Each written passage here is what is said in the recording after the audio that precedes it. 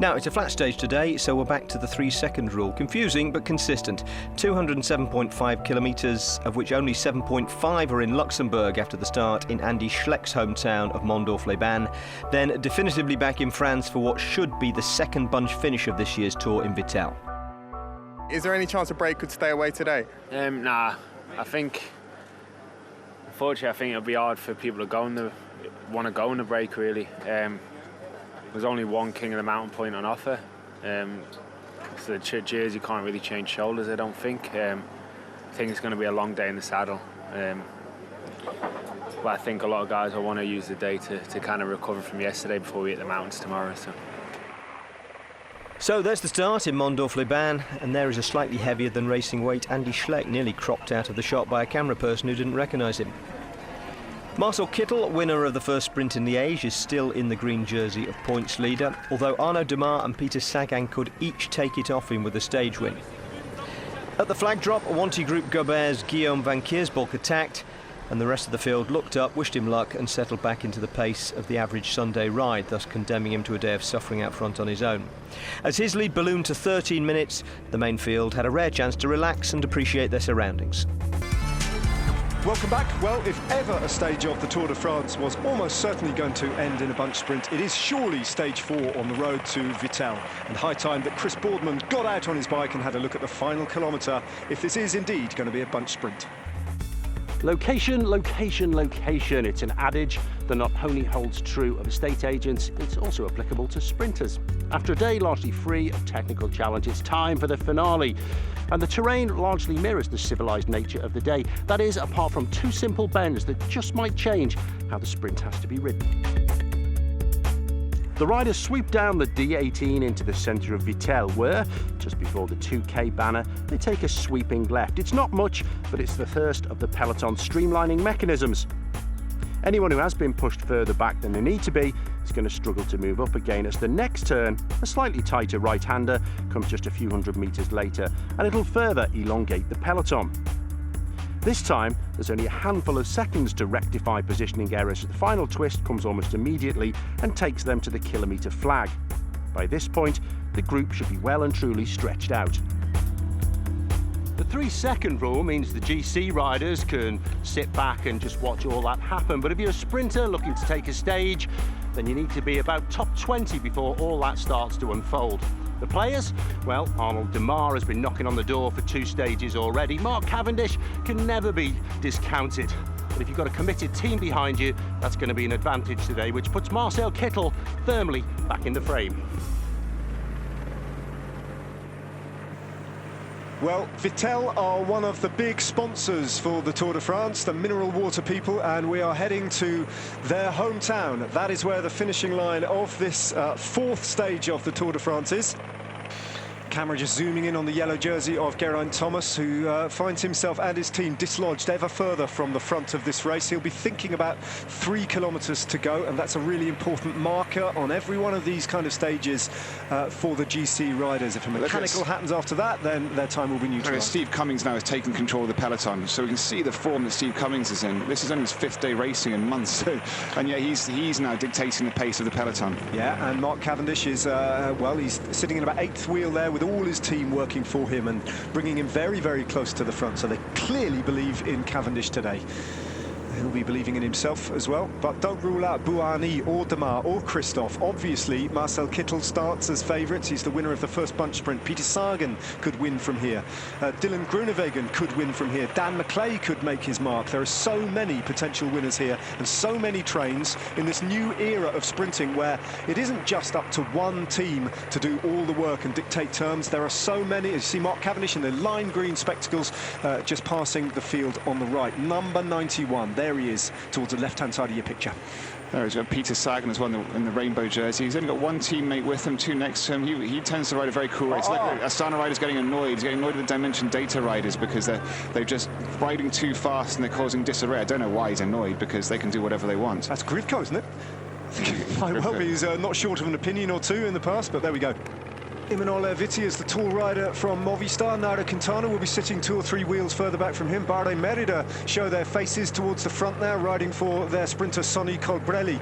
In the meantime, it has to be said, David, all that effort from Katusha under the orders of Alexander Kristoff to kind of try and boss it and get right to the front, they've been pushed to one side. You can see those dark red and white jerseys. They've lost position at the front of affairs and they're a little bit disorderly now. He's run out of men, they're not around him, and with 5k to go, I think Kristoff needs to get his troops in order. And that's always the risk when you hit out early like that. You do open yourself up to being swamped. So now we saw just a glimpse of the images there of Quick-Step still holding that very cool positioning, which is about 40 places back, which is, dare I say, a little bit of a gamble, because anything can happen. There's a lot more incidents or crashes that could take place, and if we look, we've got inside 5Ks. It's going to keep sweeping like this, quite gentle turns, and then about 2.5 Ks to go. They're going to have a left-hander, but it's still on the same road. It's just a very sweeping a bit more as we see Katusha moving back up again. So they've sensed the danger and they're moving, getting back into position, and then with a K.5 to go, they've got a right-hander and then another one. But apart from that, it's not really dangerous. It's not super technical. Okay, so Katusha have reasserted themselves at the front, and Kristoff is back in control for the time being, as we see our breakaway artist of the day finally give up and lose contact with the back of the peloton. He'll just roll to the finish line in the company of all the other riders who are doing so much of the early work, trying to set things up for their big sprinters. And you can see how Team Sky are using up their riders now. Luke Rowe's now gone, Kirienka's now done. Now it's down to Kwiatkowski, so they're down to their final domestiques, and you can feel this sense of panic now as teams are swamping and coming around. Quick-Step finally moving out, but you can see it was a gamble. They're all over the place, yeah. Quick-Step, they're scattered. So that kind of cool-headed plan that Kittel was trying to make happen has backfired slightly. Now he's on his own, he's going to have to figure this out, and they're going to have to regroup, which again could work because they're still in the wheels, they're not doing effort, but they're scattered around the peloton. Where is Kittel? Where is he? I didn't see him on that shot at all. I saw a number of blue jerseys scattered, as you say, David, scattered all across the peloton. I didn't see the green jersey there anywhere. So keep your eyes out for the green jersey of Marcel Kittel as one of the Bahrain Merida riders just goes off-piste and onto the grass.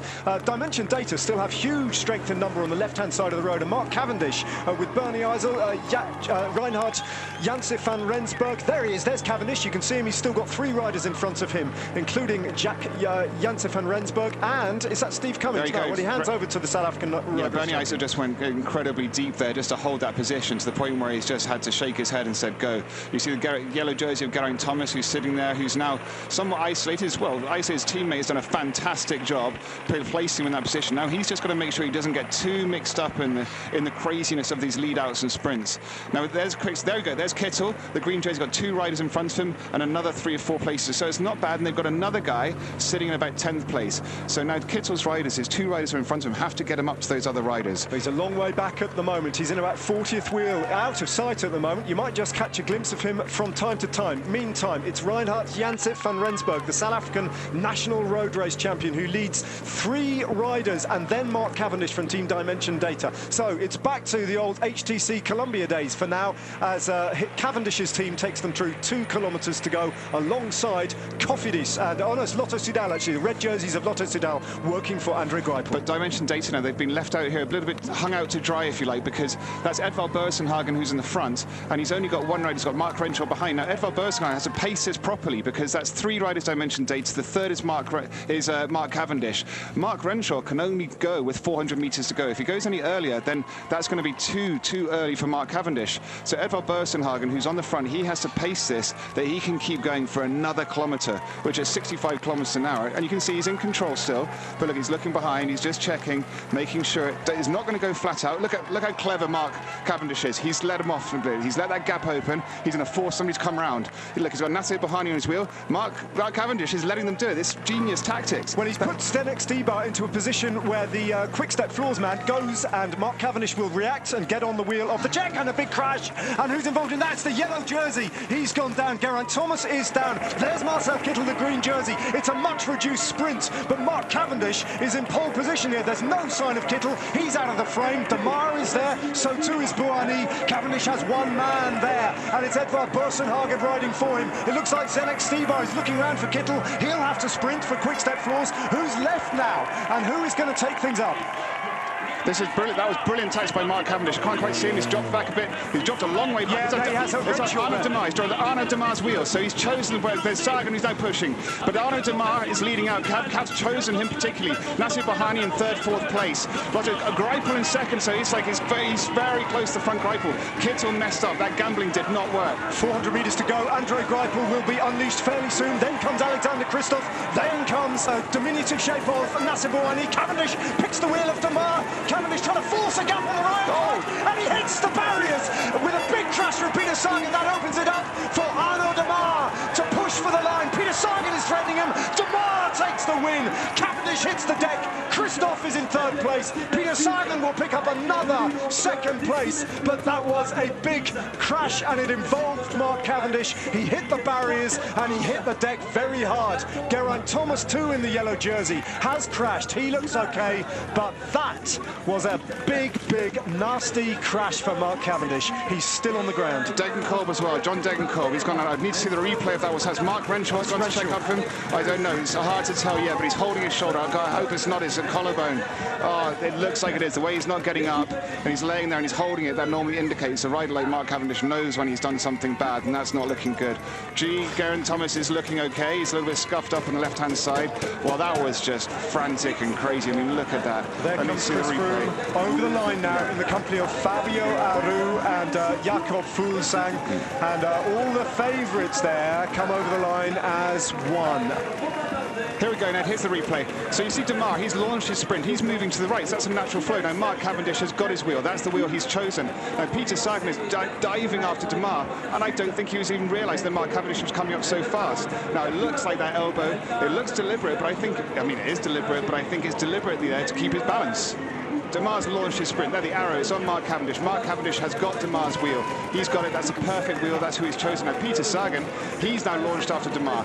Not fully aware of the speed with which Mark Cavendish is coming up. The tree we can't quite see. Oh, there you go. So it looks like they've already touched. That's when Peter Sagan puts the elbow out. So I think he's actually trying to balance himself, although at first you think he's actually taken him down. Well, wherever the blame lay and whatever the extent of it, Peter Sagan headed straight to the Dimension Data team bus after the stage to speak to Mark Cavendish.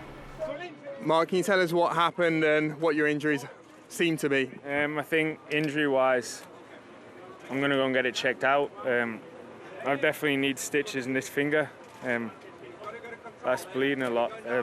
And the shoulder, there's something to do with that previous shoulder that I did in Harrogate. It's just sat backwards, so I don't know if I snapped the fake ligament I have in it or what. I'm going to just get it on. It looks. I'm not a doctor, I don't know what, but from the feelings, I'm not optimistic anyway. And the incident itself, Mark, what actually happened? I was just following Demar round, and then just Sagan come over. The guy on the right side, I don't know now who was then. I wanted to go on his wheel, and the Mark was coming from the back, but I didn't know he's already on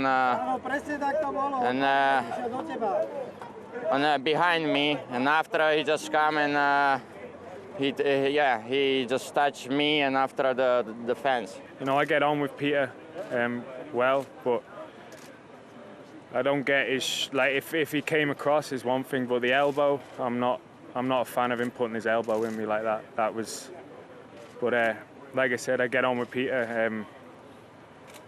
Crash is a crash. I'd just like to know about the elbow, really. Well, the race jury looked at it and formed the opinion that the incident was serious enough, first of all, to warrant Peter Sagan being demoted to the back of the field on the stage, meaning Alexander Kristoff was bumped up to second place behind Arnaud Demar and Andrei Greipel to third. The other larger crash on the run-in had taken down Geraint Thomas, but he rolled in safely after getting up and lost no time, the crash being inside the last 3 kilometres. In the midst of all this, the French were celebrating their first sprint win for more than a decade, and Arnaud Demar's win gave him the green jersey too, with Sagan punished here as well, docked 80 points. He disappeared from the top of the standings as well, thanks to a 30-second time penalty. Arnaud Demar's time bonus, meanwhile, had moved him into the top 10. The other key time gaps behind Geraint Thomas remained the same. So 2 crashes for Thomas in 3 days, but he remains safely in the lead, or as safe as you can be in a bike race. Yeah, I'm alright, just crashed in front of us again and nowhere really to go. And you know, you want to stay up front out of trouble, but then in the sprints, I guess that's where it happens. So, and obviously you want to drop back a bit to give the sprinters a bit of space. So It's one of those really, you're just kind of hoping that nothing happens in front of you, and it did today, but luckily, I took off most of the speed and I'm fine. So the big remaining question, punishment for Sagan having been decided, was whether Mark Cavendish would be able to continue in the race. He headed off for stitches and initial x-rays, and as he did, the head of the race jury emerged into a huge scrum to announce that they'd changed their decision. So we decided to disqualify Peter Sagan from Tour de France 2017 as he endangered some of his colleagues seriously in the final meters of the sprint which happened in Vittel. We will apply Article 12(1)(040, which is the disciplinary rules of the UCI, Article 11, which has irregular sprint, in which case we are allowed, the commissaires can decide to enforce a judgment to disqualify the rider. Merci beaucoup.